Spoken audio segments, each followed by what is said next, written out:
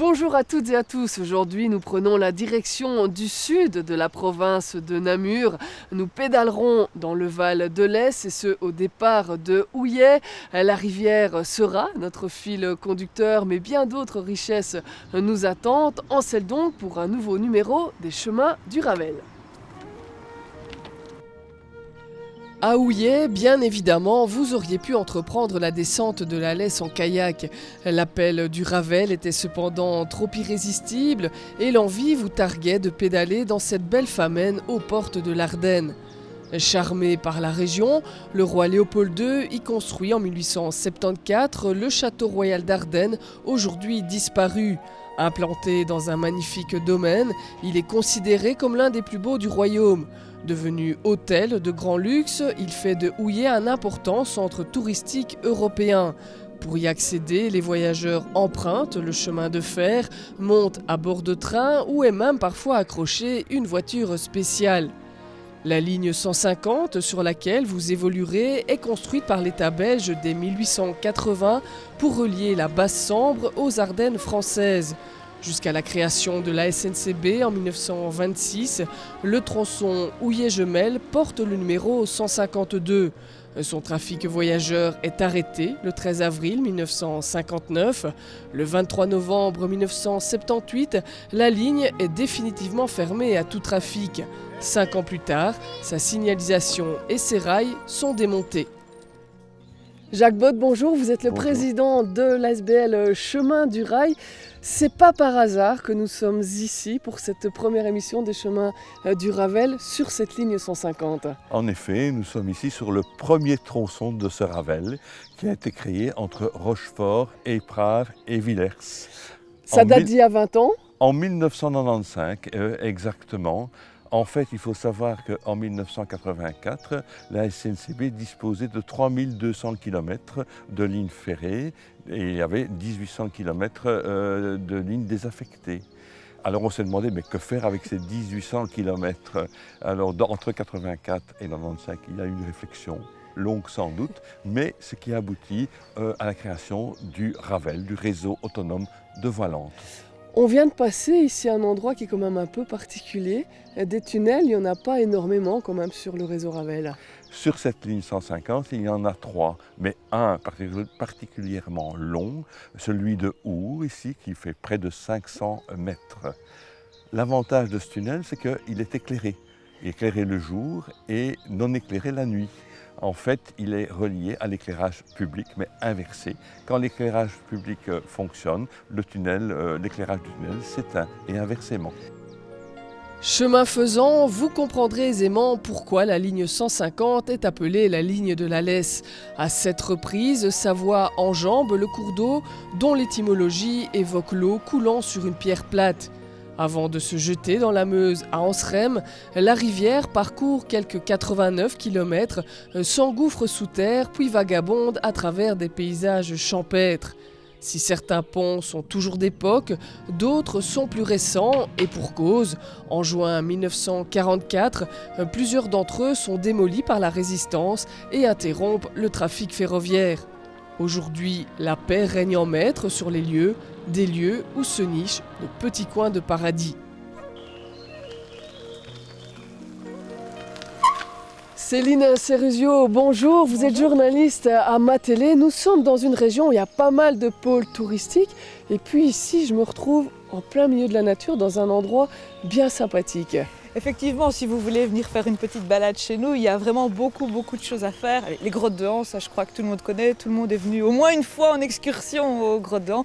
Il y a évidemment la Lesse, la descente de la Lesse, puis toute une série de lieux culturels, le château Comtal, la Malague, le château de la Vaux-Sainte-Anne qui n'est pas non plus très loin, ou même le château de Vèves, sa silhouette de château fort du Moyen-Âge, tout le monde connaît aussi. Et ici, où sommes-nous ? Alors moi j'ai voulu vous faire découvrir un lieu qui n'est pas dans les guides touristiques, un petit lieu qu'ici on aime bien à Matélé et dans la région, c'est le Petit Bambou.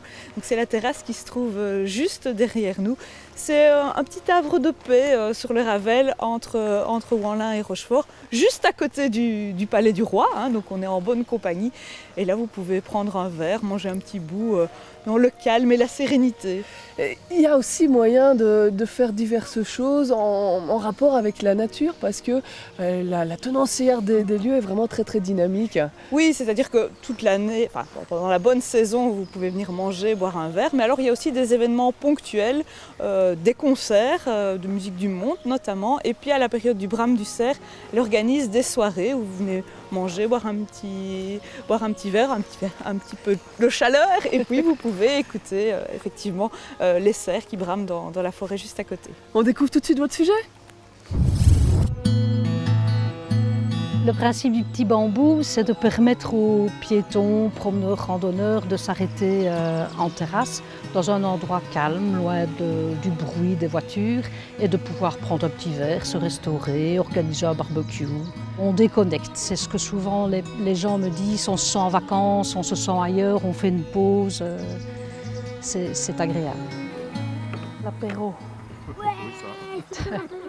L'idée, elle est venue à force de voyager, de parcourir pas mal de terrasses. Et puis, il a fallu des années pour mettre le projet en route. Et alors, si vous voulez, il y a encore des petits bois ici. Servez-vous. Ah oui. Voilà la réserve. Et s'il vous manque quoi que ce soit, vous me le dites, je vais aller chercher les ustensiles. D'accord, merci. Je propose des produits principalement régionaux ou même qui viennent d'ailleurs. C'est le résultat de différents voyages qui ont donné l'idée de proposer un peu de tout. Les pâtisseries sont faites maison, les crudités, tout est préparé ici. Au départ, je ne proposais que des boissons. Et puis, plusieurs personnes ont demandé pour manger. Donc là, j'ai commencé à proposer la petite restauration, tout en continuant à autoriser les personnes à prendre leur pique-nique ou alors à organiser éventuellement un barbecue. Voilà les crudités. Oh, dis donc, on est quand même fort bien reçus. L'œuvre d'art est d'un ami de mon frère est sculpteur, et l'idée est venue effectivement il y a des années de proposer, d'exposer certaines pièces, dont l'une ou l'autre qui sont permanentes, qui restent dans le jardin.